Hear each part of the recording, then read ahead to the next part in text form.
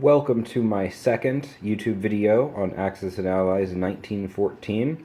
Today we're going to be taking a look at Russia and its first turn. Now in my last video we looked at Austria-Hungary and the things that player should consider on the first turn, some moves that I would recommend, purchases and things like that. And you'll see the board is currently set up to reflect those recommendations. We've got battles in Poland, down in Serbia, in Tuscany, and then in Venice.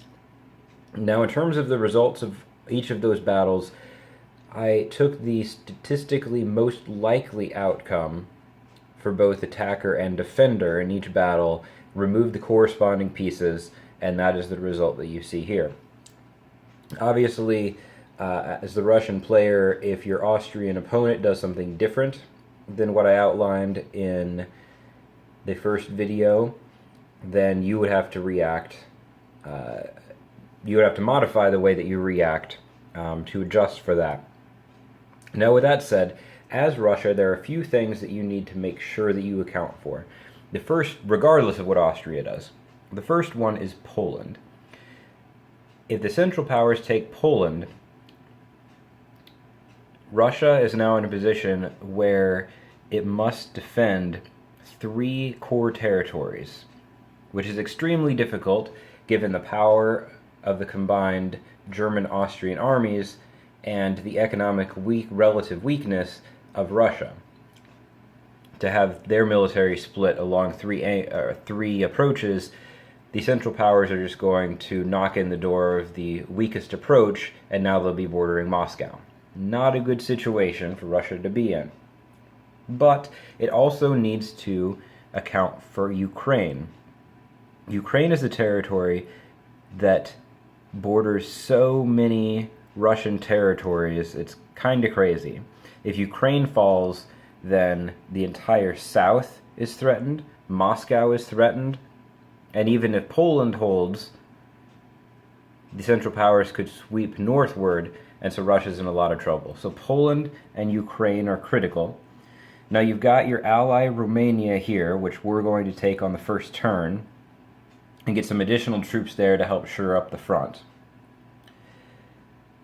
If Austria attacks that, then the situation may look a little bit different, but I talked in my previous video about why I don't think that's a good move for Austria-Hungary, so I won't get into that now. And then finally, for Russia, we have its southern flank here. Now we've got 2 things going on. Let's talk about the Navy first. I've kind of gone back and forth on this because these navies, the Russian and the Ottoman Navy, are equally equipped, and if one moves into the other's territory, it will get mined. So fortune favors the defender slightly in this situation.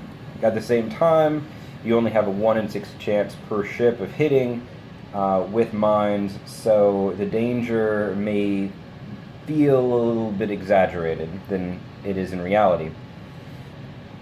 And then finally, you've got this front down here, and it's going to be important for us to coordinate with Great Britain if our goal is to go after the Ottomans early in game. And I believe that that is an ideal way to go about things.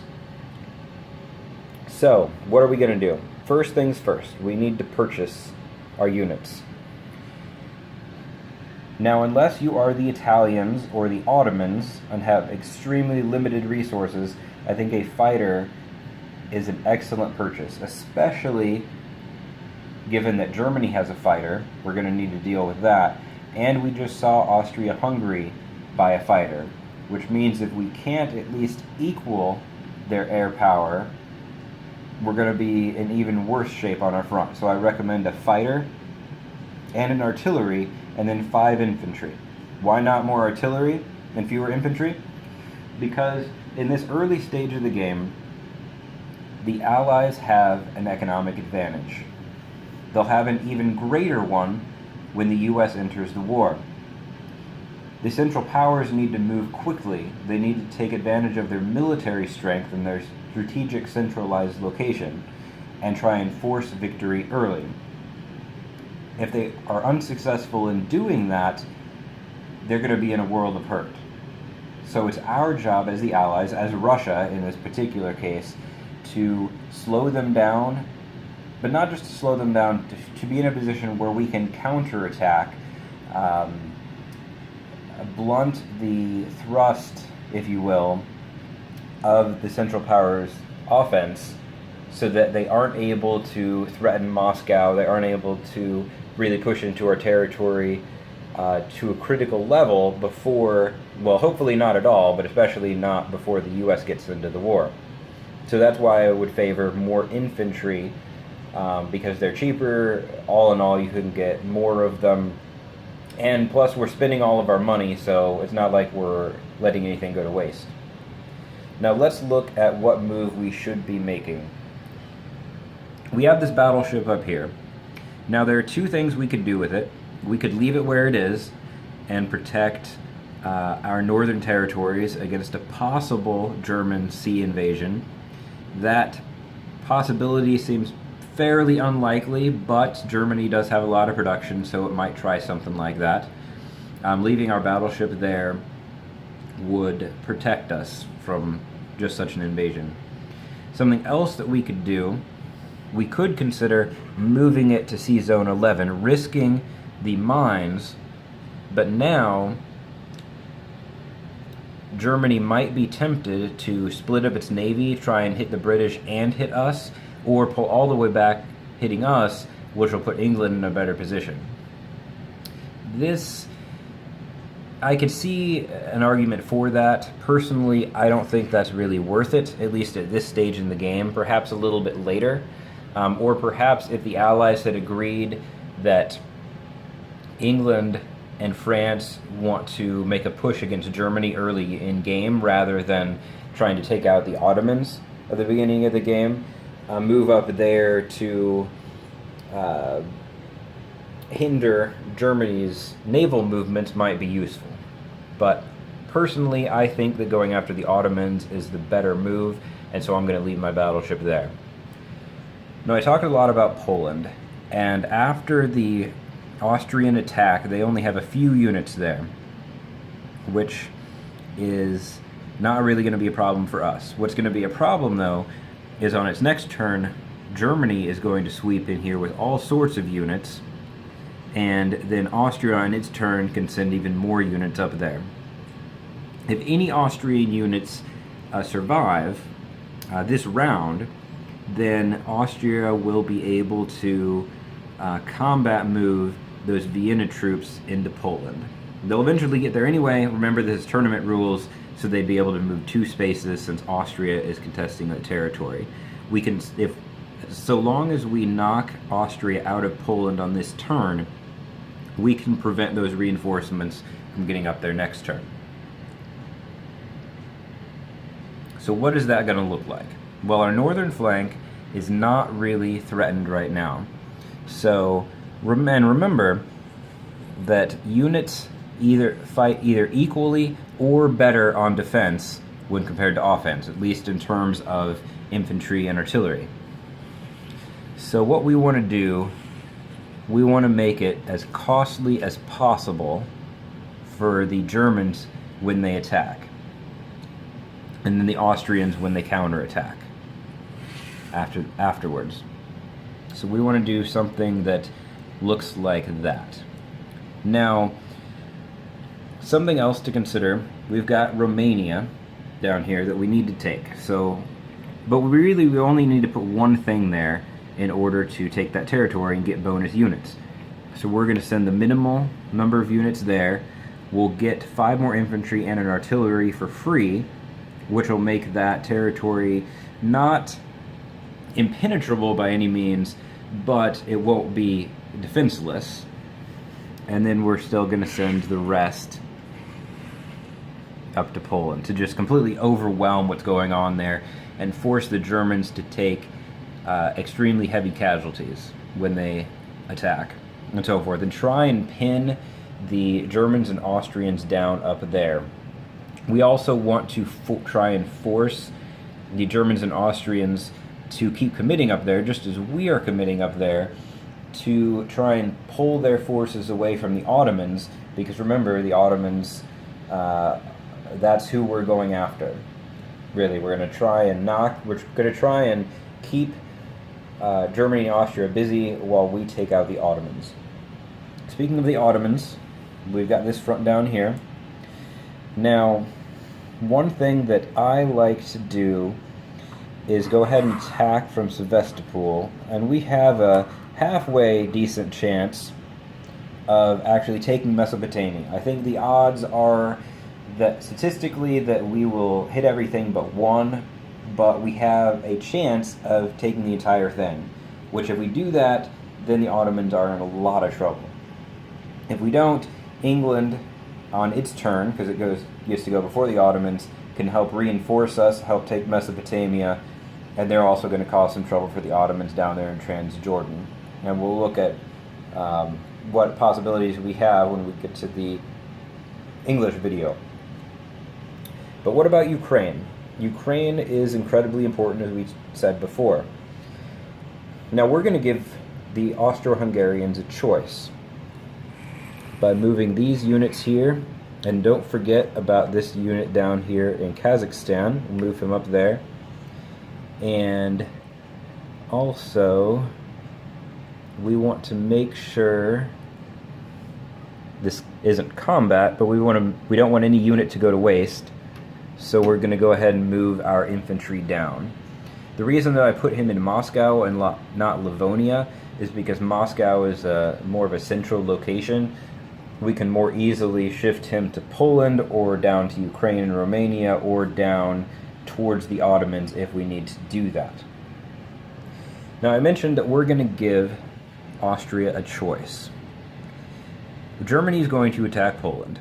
With that kind of mass that we have, even with their fighter going in, there's no way they're going to be able to take out that stack. They're going to be counting on Austria to go up there. If they do, that's fine. We're all just going to be fighting over Poland and have a big consolidation of forces, which is fine. We can reinforce there every turn if we need to. Because after the first turn or so, we really aren't going to have to focus on the Ottomans. That's really going to be England's job. We're just there to weaken them up, take maybe a territory away, and possibly harass their navy.